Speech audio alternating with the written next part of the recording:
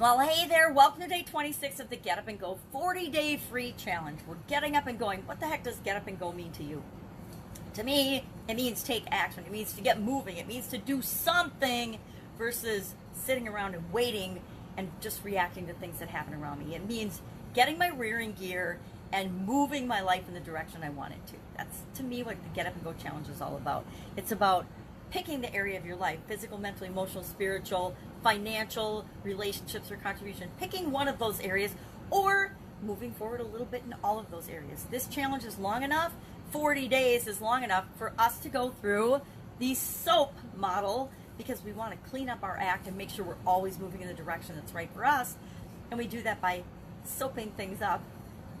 And before I get into the P today, because the P in SOAP is, of course, progress. How do we take the first three steps, the things that we've done so far, the action that we took, how do we take that and make that a ritual or a habit or a pattern? Remember we were talking about patterns yesterday, and how do we, I promised that I would talk about what is the best pattern interrupt. Now, the reason this is the best is because we automatically do it. We're always doing it all the time on a subconscious level. Lots of the time we don't realize that we're doing it, but we're always doing it. What is that thing? What is the best pattern interrupt? Before I talk about progress and how I'm doing that with respect to my mental well-being and my mental health, what is that best pattern interrupt? That best pattern interrupt is asking questions. Questions are the best, absolute best pattern interrupt. Why? Because, number one, we're always evaluating everything. Think about how you think and how you see things and how you experience life. We experience life by comparing it to our past experiences, by comparing it to what we want, by comparing it to our feelings. Comparisons are asking questions. Is this similar to anything I've experienced before? Is this different? How is this different? Have I ever experienced anything like this before? What does this mean to me? All of those are questions. Our brains automatically think in evaluative, questioning manner. We just do. Don't take my word for this. Test this on yourself. Just sit quietly somewhere. Okay, I'm observing this magnifying glass. What color is this magnifying glass? How strong is this magnifying glass? What does this magnifying glass mean to me? How can I use this magnifying glass? Anything that we look at, observe, or see, this, anytime we see a person, anytime we see a thing, we are automatically asking questions about it. And that's how we're deciding if it's dangerous for us, how we need to react, how we need to respond. So the fastest way to have a pattern interrupt on yourself is to ask questions. Ask a different question. Ask a better question. I've got some really personal experience with asking a better question. When I was younger and prior to my having a sudden cardiac arrest, I was living my life, and we all have. Tony Robbins taught this, and I really applied this lesson. I half-ass applied it when I first heard about it because I like to do things with what I learned, but I didn't really think about it, and I didn't get honest with myself, and I didn't really do the deep work I needed to do when I first learned the concept of your question. All of us in our life have this overriding question that we automatically ask. And it turns out, after my sudden cardiac arrest, I did this exercise again, and I got serious about it. And I really started to dive into and understand my primary question. Turns out, my primary question for the previous probably 10 or 15 years was WTF. If you don't know what WTF is, I'm not going to say it. Just ask in the comments below and I'll write it, right? I don't use the F word very much, but obviously in my brain and in my mental thinking, I was using it all the time, like thousands of times a day. And it was just how I filtered everything. Guess what?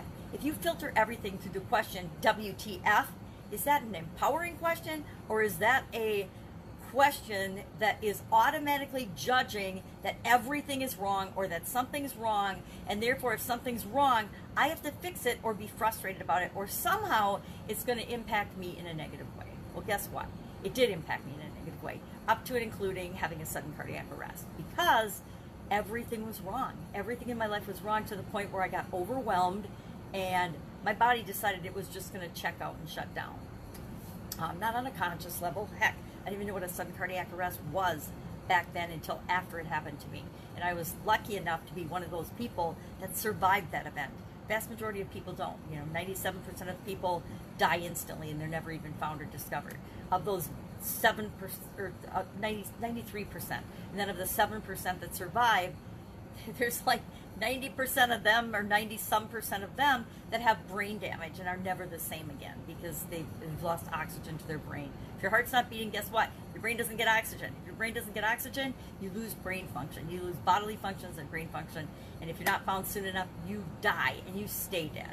Well, I was lucky enough that I was found right away and I was kept going until they could jumpstart my heart and then freeze me and do all kinds of coma type things and make sure that I actually was one of the very fortunate ones that woke up and recovered from that event. But after that event, of course, I needed to figure out what happened, right? It was the biggest wake-up call of my life, and I needed to know what was going on. And it turns out that questions were one of the best ways for me to answer what had happened to me, because that was my biggest question. What the hell happened, right? How did I get here?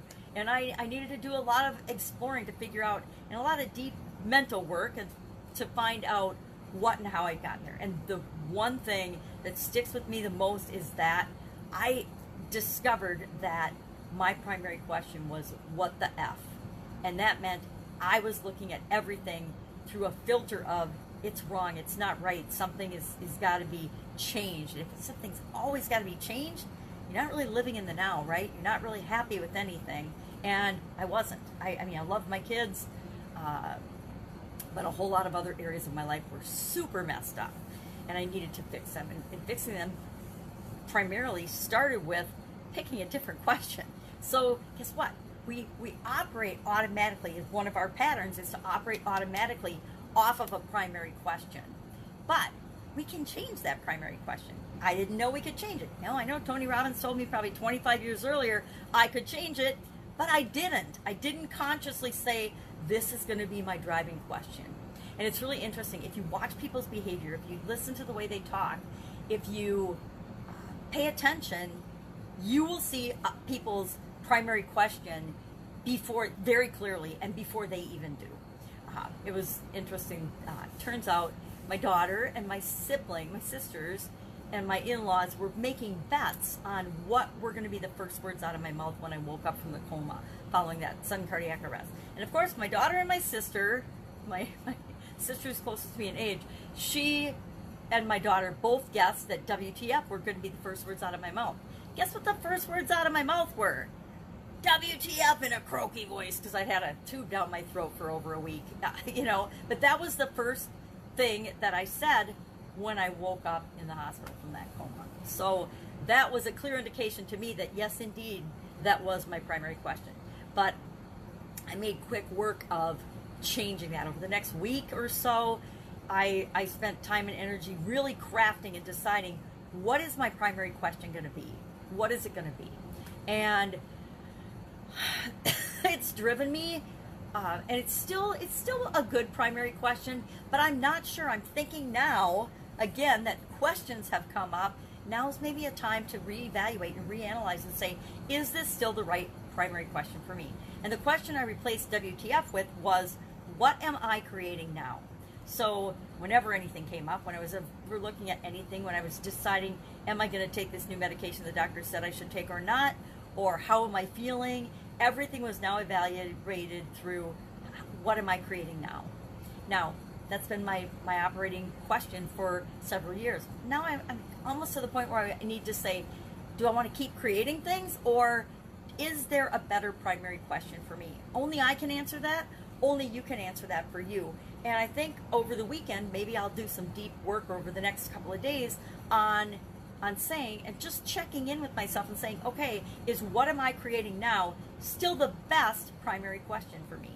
Maybe yes, maybe no. Spent the last couple of years doing a whole lot of creating of stuff, but it isn't necessarily the things that I still want to be creating, if that makes any sense. So questions, I contend, are the fastest, easiest, best way to do a pattern interrupt on yourself. Now, there's also things you can do. You can move physically, breathing. There's physical things that you can do as a really quick pattern interrupt. But I say, why not pick something that we're already automatically doing? We always think in questions. We're already automatically doing it. I didn't make this up. I learned it from some brain people that said that, as well as I know Tony Robbins mentioned that as well, that we're always evaluating and questioning everything and asking, what does this mean to me? You know, what color is this? What does beauty mean to me? Everything we ask is questions. So why not use that in our favor? It's like people say, oh, just think positive, think positive. Guess what? You can't just think positive. Thinking positive, if you've got 80,000 thoughts a day, the average person thinks 80,000 thoughts a day. How the heck are you going to filter and think positive on all 80,000 thoughts a day when we are inundated with negative messages from all areas and aspects of our life constantly and continuously? If anybody thinks that the news and the media is positive, raise your hand and share in the comments below. Because if you believe that, you are being impacted by negative messages all the time that you don't even realize are not in your, and by negative I mean not for your personal benefit, right? You know, I get the argument from people a lot that they need to stay informed, they need to stay up to date, because I challenge the people that I work with to take a media and news break, go on a media and news diet or eating plan or feeding my brain plan or your brain plan for just a week, because in the 1980s, the late 1980s, I was at Procter & Gamble and I went through a training, a Louis Tice training it was called, and I don't even know if Louis Tice information's out there anymore, but it was basically, you know, all this positive thinking, not just positive thinking, but it was how to create your own life, right? How to make your life work for you. And in it, the first day they challenged us to give up all media, all news for a week. Now, it was before the internet, right? There was no internet, so we didn't have to give up that, so it's a little harder for folks now, but we just shut ourselves off from media for the week of the training. And it had a huge and profound impact on me. I actually stopped watching the news, and I never picked it up again. And I used to watch the news every day, at least once a day. Now, the news has changed a lot in that 30 plus 40 year period, right? It's changed at 35 years, I don't know how many ever years it is. It's changed a lot. The media is definitely not the same game as it was back then. And even back then, it was good for me to stop consuming it. Guess what? Everything that we need to know in the world, we find out about. Even a pandemic, even things that happen that we should be aware of for our safety and our kids' safety. Other people tell us. People interact with me and they tell me everything I need to know. And if I need to go deeper, I can look into it and I can then get some information and then make my own decision on what it means for me. And I still do that today. So I invite people to take a break from media, take a break from the news, especially for a week. I was popping in periodically to get pandemic updates or things, and I didn't even do that very much during the pandemic. I just would check to see, you know, what are the guidelines, what are we supposed to do and not supposed to do in my area, so that I make sure and I was going to be compliant anyway, but just to make sure. Even then with the rioting and things, checked in with a couple things, observed what I was observing personally, and then turned off everybody else's noise about the topic so that I could think for myself and choose and know what was the right thing to do for me and my family and my safety, etc. Because it turns into fighting about people's opinions. It's not about what's really going on. It's about people's deep-seated opinions, and a lot of times they're not even our opinions. They're just things that we've heard, and then they have gotten twisted and twisted through different chains or through passing around or old information being pulled up and shared as if it were new. There's so much manipulation of information in the media right now. If we don't think for ourselves, we're in big, big trouble. So I encourage everybody, take a break, take a week off, ask your own questions, get your own answers, and consider the source that you're getting your answers from. What is their intention? What is their purpose? What is their mission? Because a lot of times it isn't for our benefit. It's to get advertising dollars. It's to get eyeballs. It's to get attention. It's for reasons that have nothing to do with whether the information is right or true or good for us or not. You know, there's a book, one of my favorite books that Jim Edwards recommended to me a long time ago, and I think I'd already had the book and I just hadn't read it, was How to Lie with Statistics. And I learned in my corporate career that you can take information and data, the same numbers, the same tests, the same experiment, the same results, and you can present them in any way you want to show whatever you want, anything you want. If I wanted to show that quality was getting better in a certain area, even if we were having more instances and more challenges, we could still present the data and graph it, and the same raw data could be massaged or manipulated, right, to present the message that we wanted it to. And the same is going on in every aspect and every area of our lives. And mostly we don't know about it. We don't even know that it's happening. All right, so that's a little off topic. Progress. Let's talk about progress now. So questions, I invite you to ask more questions when you need a pattern interrupt. Let me think of a pattern that I've been running recently. Well, since the pandemic, the pattern I've been running recently is not sticking to my physical, and this isn't a mental one, but I'm sure I've done a lot of mental ones too, but a physical one, I wasn't sticking to what I normally do for my physical activity and what I normally do for my consumption, what I eat for energy, what I eat. And I can make excuses and say, oh, it's because I couldn't get out shopping. Well, I wasn't getting out shopping anyway before the pandemic, so that's not a very valid excuse. And then I was making the excuse that, oh, I'm hanging out with my granddaughter every day, all day, so I'm more apt to munch on or snack on some of the things she are, which are great for a 4 or 5-year-old, but they're not so great for a 60-year-old. So I could make all these excuses, but the truth is, I was getting into some bad patterns, bad habits. Oh, I need more energy to keep up with her, so I'm just going to have a couple Oreos. Oh, whatever it was.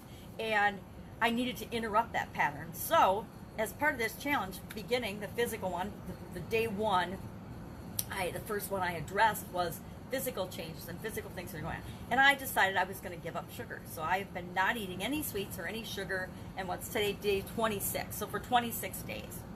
And I'll go all 40 days, and then I'll probably have sugar, because I'll like a little sugar once in a while. But I committed to myself that I needed a pattern interrupt, and I found that by testing myself in the past, if I do a physical change when I want a physical change in my life, it has the biggest impact. And one of those is give up sugar, give up salt, give up processed foods. Those three are the ones I kind of alternately change, or eat more protein, or drink more water. You know, there's just a handful of things that we all can do super easily, and then I just make it for different amounts of days. Maybe I'll do just a 5-day, hey, no sugar, or a 10-day no sugar. I've done that.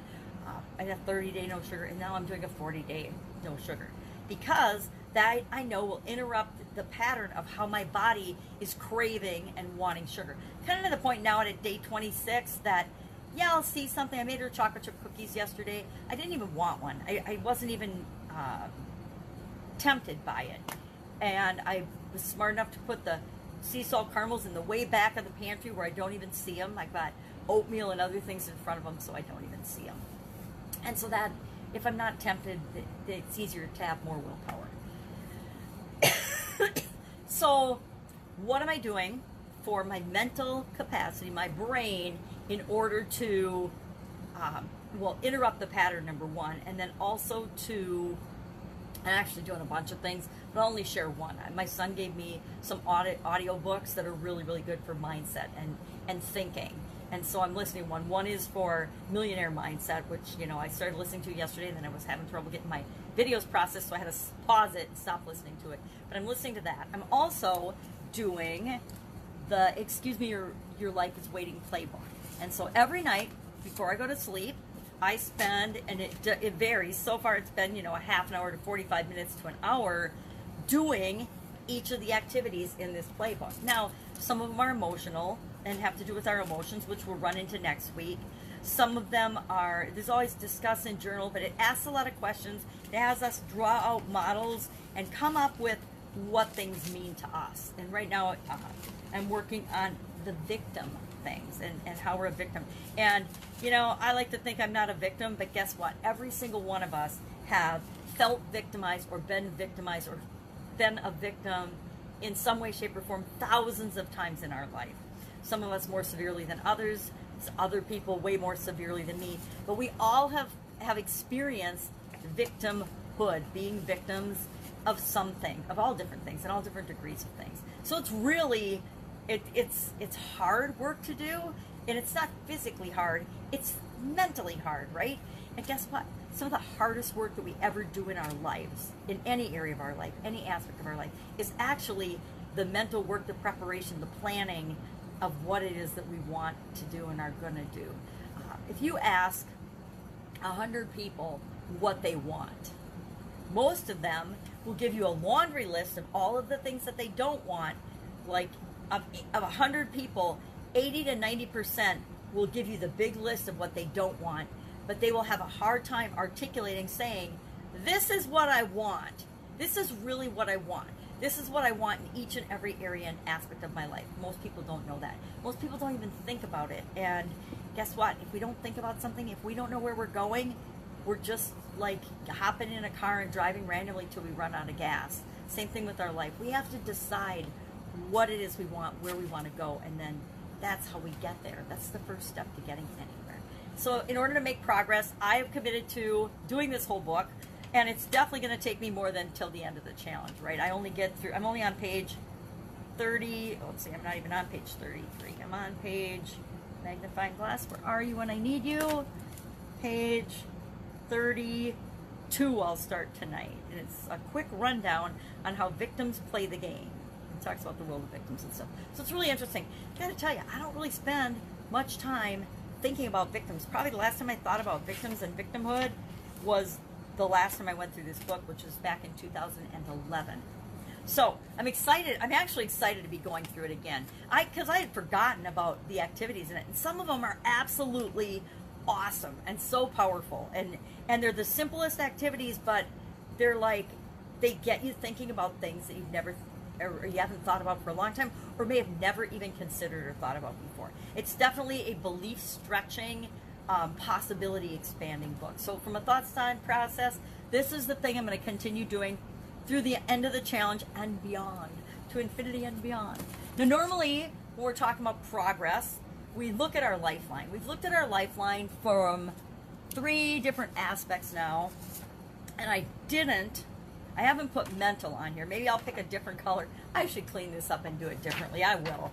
But I could do my mental processes, and I could timeline out my life about my thought processes. And I don't know if it would be positive above the line, negative below the line, and where and how we would map that out. But you know, it's the same way with our physical, our relationships, and our financial. It's kind of all across the board, and it's just my intuitive guess about where I'm going. So I could do the lifeline exercise. That's a good one. And see how I'm trending. I always want to be trending up, right? But that doesn't really help me address that. Am I making progress? Am I making progress toward what it is that I want? And so what I like to do is I like to, on a monthly basis, look at the 7 categories, 7 areas of my life, and ask myself, how am I doing? How do I feel right now like I'm doing? And guess what? They go up and down and up and down and up and down, just like everything else in our life. Sometimes my physical well-being has been like an 8 plus. Other times it's been like a 2, right? I guess when I was dead, it was a 0. But it changes based on the snapshot. It's just like a picture. A snapshot is just an instant in time. And so once a month, I like to take that snapshot, and I don't get all bent out of shape about it. I just like to look at it to kind of give myself a guide of, okay, what area do I really want to focus on now? And when I'm doing a challenge right now, every 5 days, I am focusing on a different area. You can focus on that one with me, or you can pick a different one, or you can do the same area. If finances are really freaking you out, just do this over and over and over again with your finances, and keep adding and improving and continuously moving toward the thing that you want. Each time you go through the soap process, you move significantly ahead. I think that you probably are experiencing that with me. I know I'm sure experiencing it. Even though I'm doing different areas of my life, I'm definitely getting movement in each area of my life. So, mental, doing the book. I will continue to do the book. And, you know, every day I'm like, wow, listening. And I notice because it's impacting my sleep. And I'll wake up early thinking about, or I'll wake up in the middle of the night thinking about something that I was reading about and thinking about. And like, oh, light bulb moment. And so it's really fun to have those. I don't know about you, but I like having aha moments and realizing some of the things I've struggled with for years because I haven't been focusing on them properly or paying attention or asking the right questions or even realizing that I had a trigger that was being tripped and a pattern that I was running that is really dysfunctional for me. And when we become consciously aware of things, like questioning them, that's when we can make real massive changes in our life and in our experiences. So that's it for our progress. We want to make progress by systematizing and automating or creating rituals or habits out of something. Share them mentally. I'm going to continue to work through that book. And then after that, I'll probably come up with something else as well. Because like I said, I don't want to stay at a 7 mentally. I need to get back to or get up to like a 9 or 10 in my estimation to really be clicking on all the cylinders I want to be clicking on. Because my thoughts drive my beliefs, which drive my feelings, which drive my everything and determines what I will or will not do in any area of my life. It works the same for all of us, whether we believe it or not. All right, that's it. Have an absolutely amazing day. If I can help you in any way, or if you've got any questions about progress or questions, hit me up in the comments below. Otherwise, I will be with you tomorrow for day 27 of our 40-day Get Up and Go challenge. Get up, go, have an amazing day.